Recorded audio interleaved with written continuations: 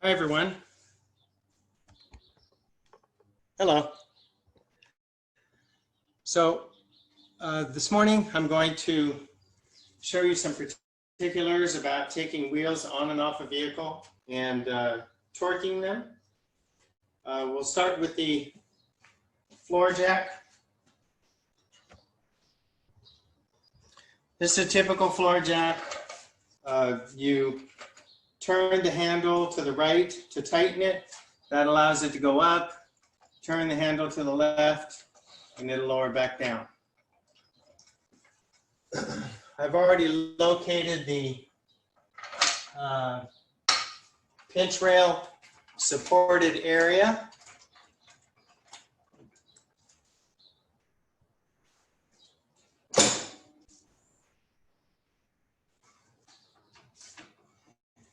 And what I'm going to do here is I'm going to jack up the vehicle.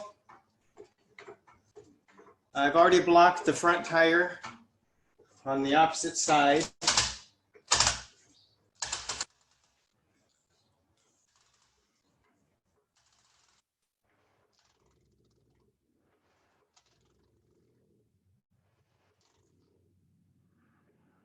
Okay, so now it's off the ground. I'm going to lower this down just a hair and put a little bit of weight on the tire. That way I can loosen the lug nuts. I'm using a electric impact.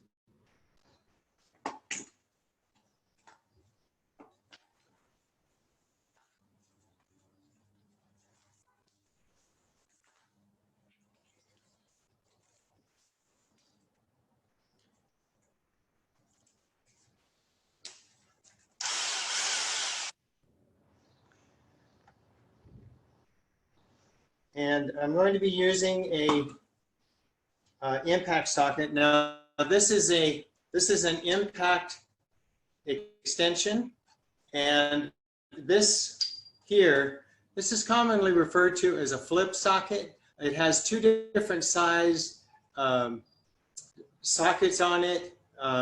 Neither one of them happen to fit my Honda, but this would be common in a technician's in a shop, and you would put it on an extension like this. If you need to flip it around, you can flip it around and put it on the other side. So that's referred to as a flip socket. Just wanted you to see that tool. This is a wheel key. It's a pattern key. That pattern is inserted into this outside container, and you can't run an impact on these. They'll bust pretty quickly. So I'm going to be using a breaker bar to remove the wheel lock, actually to loosen the other, to remove the wheel lock.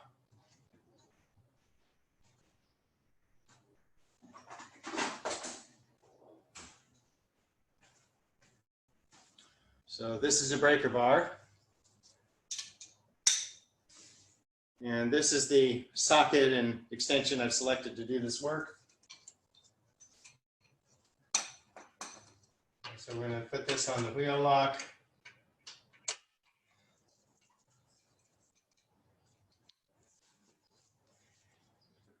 As much as possible, you always want to push down when you're loosening, not lift up. Lifting up is very hard on your back. Pushing down is much better. If you're using a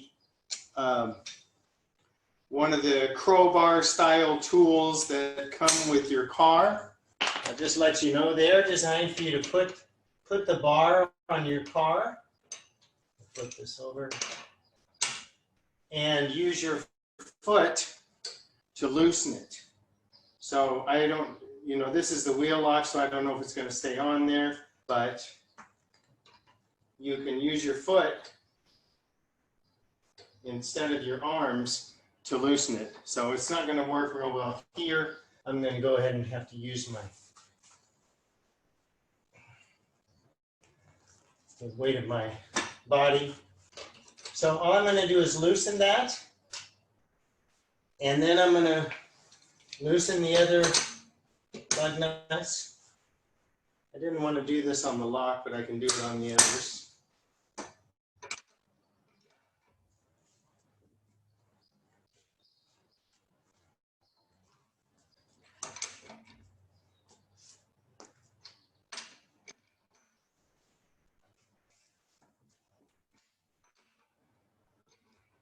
The reason I'm not using the impact is because it'll spin the lug farther than I want to spin it. So those are all just barely loosened.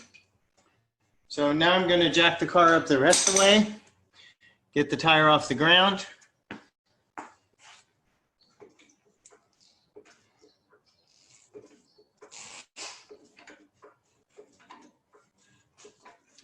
You want to be careful putting this bar up against the car so it doesn't ding it. This happens to be a couple of inches away from the car, so I don't have to worry about that. And then what I'm going to do is put a jack stand underneath to support the jack.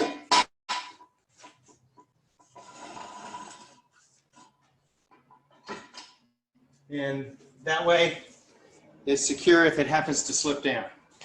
Normally I would let the car down on that jack stand, but as long as I've got two, a solid support as a backup, I'm not too worried about that. Okay, now we're going to, now that this is off the ground, we're going to go ahead and loosen the rest of the lug nuts. If you have a socket on the end of an impact gun, especially if it's an air gun, not an electric one like this, they spin very fast. So if you run it without it being on something, this socket can fly off and ding the car or, hit someone and injure it. So you want to be careful of that. And here we go.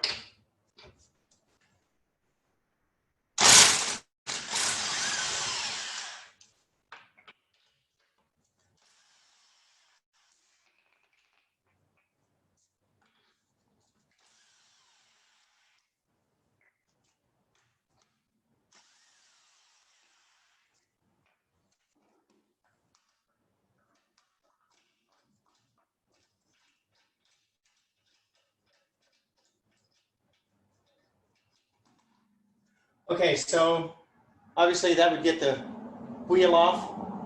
We'd be ready to go. Now, when we're ready to put the tire back on,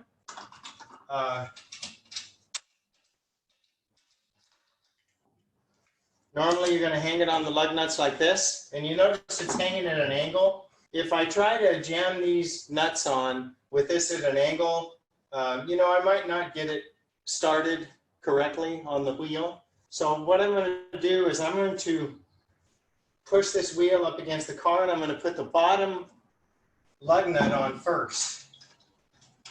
And I'm going to run it down. In this case, I'm using the lock. Okay, so now it's up against the car. It's up against the rotor, and it's solid. So now I don't have to worry about these. I can go ahead and connect the rest of these lug nuts. Get them started. All I'm doing is getting them started. I mentioned in another presentation that when you're putting the lug nuts back on, I don't really like to run them all the way down by hand, because if you happen to get busy or something happens in your shop and you forget to tighten and torque these lug nuts, this wheel's, it's going to cause a lot of racket as you go down the road, and you're going to know that you didn't tighten the lug nuts. So once you do that, you can use the air gun or impact gun, and you can just lightly run these up.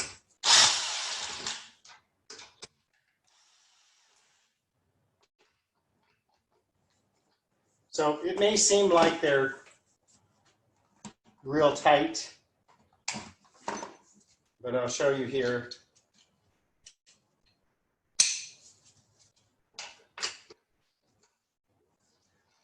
They're definitely loose.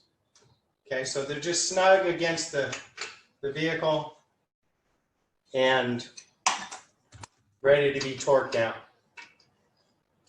So now to torque the lug nuts, I'm going to use a torque wrench. You're going to need a good sized 1/2-inch torque wrench to torque lug nuts.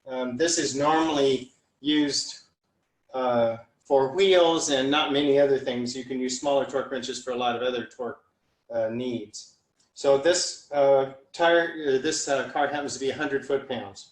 So I'm going to dial this in up to 100 foot-pounds.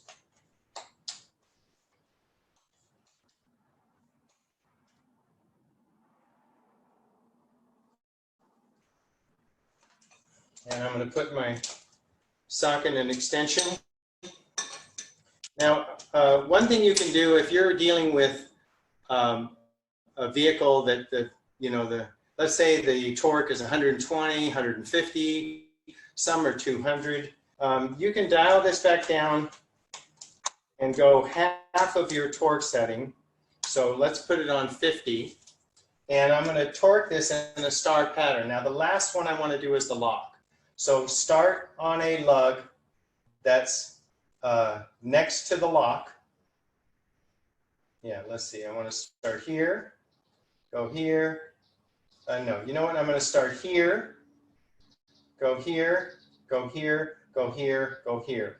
So you're going to start on a lug nut that's 2 spaces away from your lock. And we're going to torque that to 50 foot-pounds. Now, to torque, you want to push down.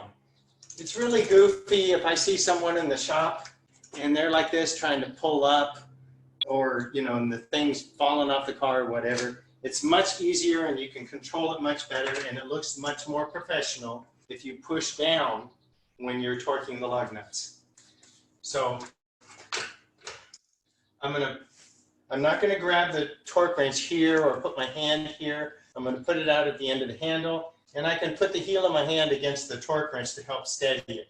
Then I'm just going to, I got my arm in the way. Then I'm just going to push down until I hear that click. I'm going to go 2 spaces over until I hear the click.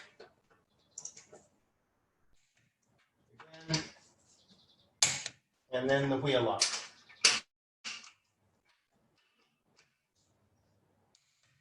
Always do the wheel lock last because you don't want it under a bind. Okay, so that was 50 foot-pounds. Now we're going to do the final torque, which is 100 foot-pounds.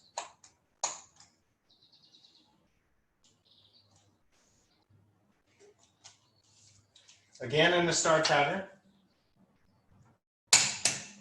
1, 2, 3, 4,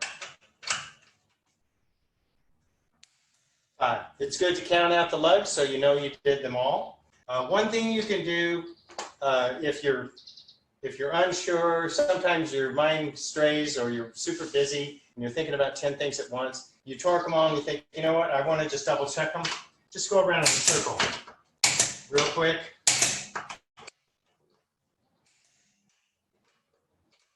And you got them all. Now notice I did not push the wrench beyond the click.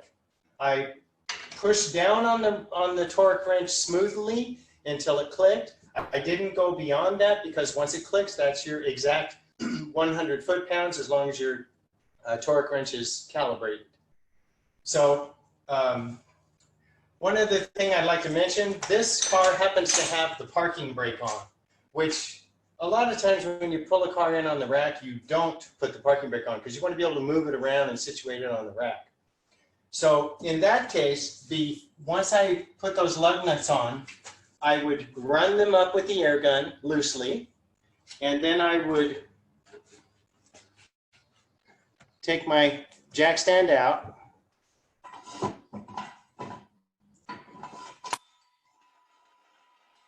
and I would lower the car.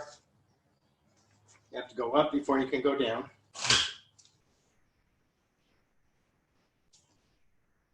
So I would lower it down just until the tire touches. Okay, and then once the tire touches, go ahead and do all my torquing, all the things I'm going to do to torque it, and then go back over on the jack and let it the rest of the way down.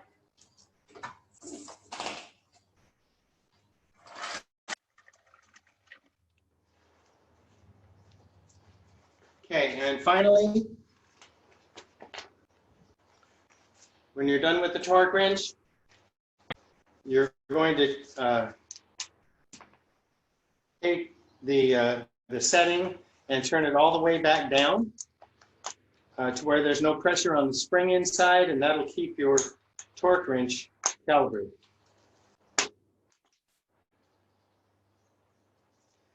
This wheel lock, notice I set it on the ground when I was done with it. It's a good idea when you're done with the wheel lock to go inside the car, set the wheel lock on the dash or put it in the driver's seat or something like that to remind you once you pull the car out to get it back where the customer had it. These wheel locks are left in shops all the time. I think we had, 10 or 20 stray wheel locks when I started working in a particular store, and that told me they didn't have a process for getting this back in the car.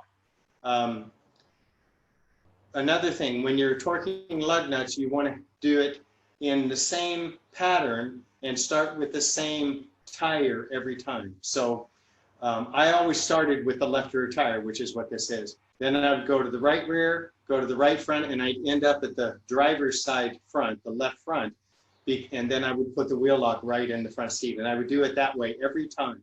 So left rear, right front, left front, wheel lock goes in the front seat. Doing that, having that habit means a customer isn't out on the road with a flat, calling your business, asking for a tow truck 2 states away. Because that's what the situation would be if you didn't return the wheel lock and they're stuck out on the road with a flat. And believe me, when they can't find their wheel lock, they're going to think of the last place that worked on their car. Okay, I think that's it. Thanks very much, and we'll see you on the next one.